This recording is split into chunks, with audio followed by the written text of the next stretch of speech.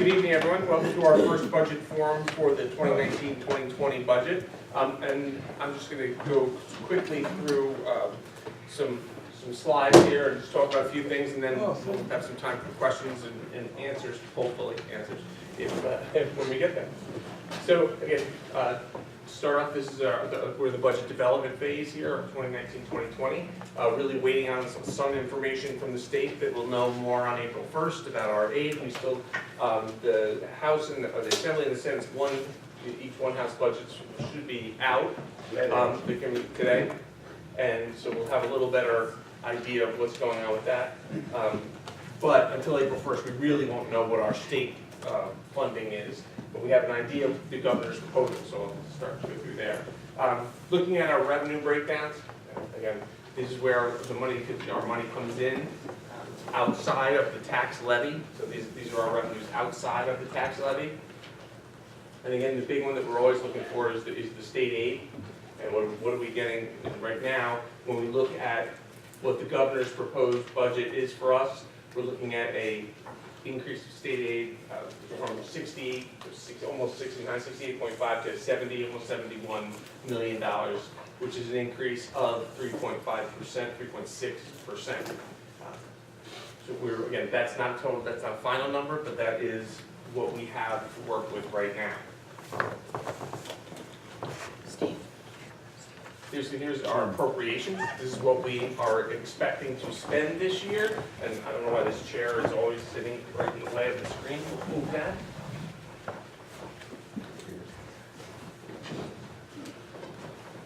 And again, this is what we call really a rollover budget. This is nothing new. There's no new programs, really nothing much different in here. In here is everything that we currently do with the cost increases going forward to next year, outside of the pre-K program that we're opening at Mahar, that is put into this budget.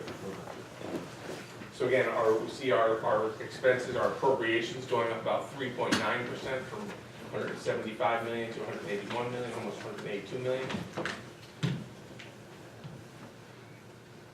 One of the things we use as we work together here, we look at our teachers' retirement, we look at our health insurance rates, we look at negotiation of contracts as far as what the increases in pay will be for our teachers, our support staff, our custodial staff, our administrative staff.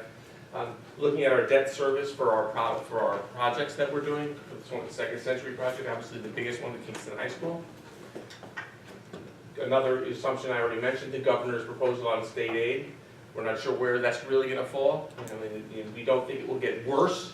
We know it won't get worse than what the governor put out, and we're hoping it will get substantially better. We're getting some early aid on the Second Century project as well. So the Second Century project has a lot of different effects on the budget, but this early aid is helpful. And then we are appropriating fund balance this year of $2 million to close the gap, which I'll show you a little more about that in a second. So appropriating $2 million from our fund balance. So our fund balance is that money that we're allowed to keep off to the side each year, or up to about 4% of our budget. So we're going to allocate $2 million of that to make sure that we can keep our budget within range where we need to be and really balance the budget.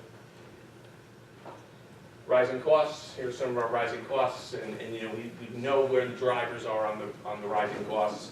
A lot of our drivers flow around our special education. And you see the biggest number is our special education budget increases. That's part of what we do. I mean, those are the costs that go up, and that's within our BOCES, programs that we pay for. This is an out-of-district place. Our students who are an out-of-district placement, students who are in BOCES programs, not our students. That's not our students who are in our district, in our classrooms. And again, you look, some of the typical things you'll see in any business, what goes up, your health insurance, your salaries, those are things that all go up. And our total increase from year to year is about $7 million in just these areas. I won't go through this. This is the tax levy tax limit calculation. I know everyone wants to call it 2% tax cap. And every year, anyone who's come here before hears me say the same thing. It's not 2%, and it's not a cap. It's a tax levy limit. It's this calculation. It's different every year. It's different for every district, and it is almost never 2%. Sometimes it's above, sometimes it's below. I don't think I've ever seen it hit the exact, it's never hit the exact 2% for us here, has it, Mr. Wilson? No. You know, for example, 2 years ago, 17-18, our tax levy was 1.35. So we can only increase the tax levy by 1.35. Last year, it was 3.6%. So we could have increased it to 3.6%. We did not, but we could have. And this year, our tax levy limit is 1.45. So we can increase the total tax levy, the amount of money that we collect, by 1.45% legally, without going to over that. Then we'd have to go for a supermajority from the voters, which is not something we've done, and not something we plan to try to do this year either. To look at it simply, the tax levy impact, we look at going into next year. Here are our appropriations. Here are our revenues minus our tax levy. Here's what our tax levy can be at the 1.45. Right? I'm sorry, here's what our tax levy can be at the 1.45. This is what it would need to be to balance our budget, and this is our gap. So the gap is what we have to find.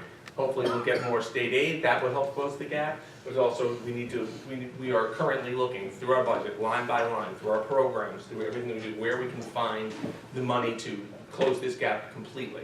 So right now, we are here, again, between now and probably April 15th, we need to figure out exactly how we can get to this area, and this is just with, like I said, this is the rollover budget. This is nothing new, nothing added, just keeping the programs that we currently have, and that's our, I won't say that's our goal, but that is, we have a lot of programs, we want to keep them. We're really, if we can get there, we can continue to offer the education that we're offering now, and inclusive of our new pre-K program over at our elementary school. Some few other things that are also going to be on the budget, on the ballot this year when you go to vote. Renewal of our warehouse lease. Warehouse space is one of those things that we just need here in the Kingston City School District. We've always had it, our buildings and grounds, our maintenance people come out of that, work out of that building, as well as a lot of our storage, which we lost a lot of it recently with selling buildings and closing schools and selling buildings. So we were able to do that. We also have election of 4 board members. So we have 4 seats up for election this year. We have changes in polling sites and changes in polling times, and actually there's a flyer that I think probably was handed out to everyone to let people know, like, where you live, what your site will be of these 3. We're going from what used to be multiple sites at our elementary schools now to just 3 sites: Miller Middle School, Bailey Middle School, and Kingston High School. And we're changing our voting hours. They used to be from early in the morning to late at night. We're changing them to 3 p.m. to 9 p.m. And a lot of that is around availability of, not a lot of it, all of it is around availability of the new voting machines that we need. You all watch the news and know that there's there's many more needs for the voting machines. We share them with the county. With the new elections, with the changes in the primary dates and those kind of things, the machines are in high demand. So we were able to work with the county board of elections to get the machines because we need them, but we had to have fewer, put them in fewer sites, and limit our hours. So that's how we decided to do that this year. So we're going to get that word out in every way we can to as many people as we can. And again, make sure people know that where they used to vote and where they would vote will vote now when May 21st comes around. And that is the whole thing. But now I will open the floor for questions.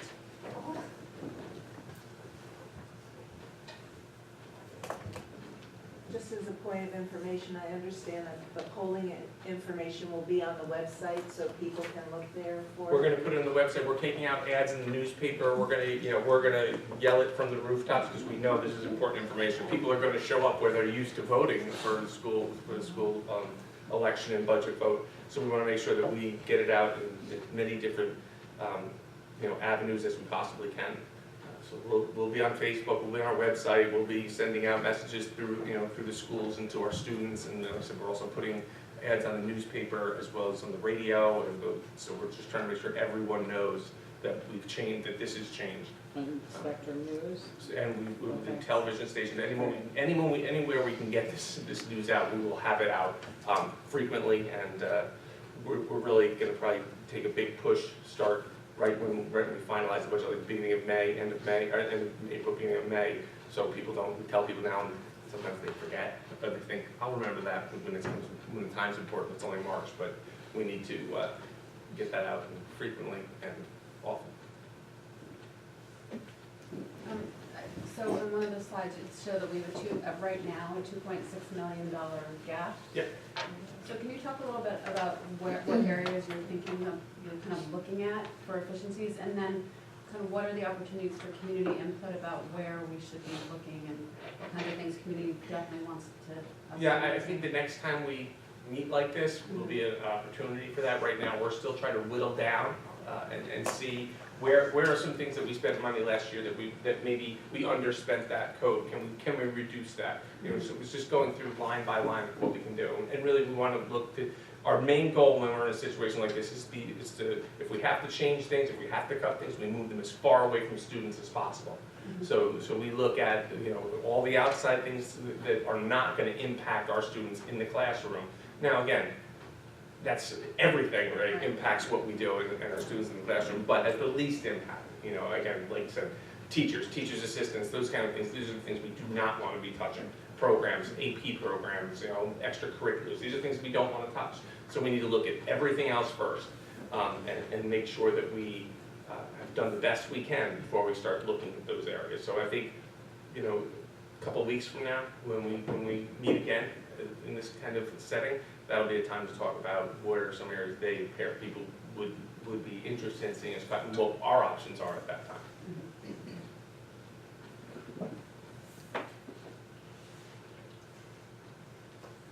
At the last school board meeting, you mentioned something about you have a better idea of what the health numbers were, and have you gotten those, and were those in this, because they looked about the same, I thought. Yeah, this is pretty much the same, and we still have some tweaking to do around the health insurance numbers, but this is where we've had a couple of things come in on the expenditure side, and then a couple of these come in on the revenue side, or as far as the reduction in the expenditures around some of our health insurance, so they've kind of balanced out, so our numbers have stayed pretty close to the same. Ms. Yule? Yes, I just want to clarify that you said the $2.6 million gap is that it's from last year's budget to this year's budget without anything new being put into it? Except for the new pre-K program. Okay. Mahar. Okay.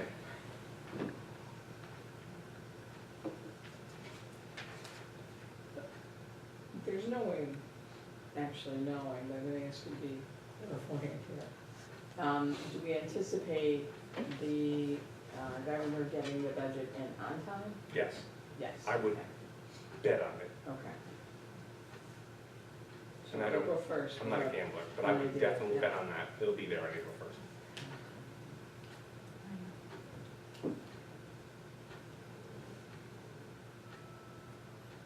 Any other questions? Okay, so just wanted to remind you, tell your neighbors, tell your family members, your friends about the change in the polling places and the change in the time. That's really important information. And keep your eye on our website. We'll be putting out a notice of our next budget forum on the website. Probably by the end of next week. Thank you.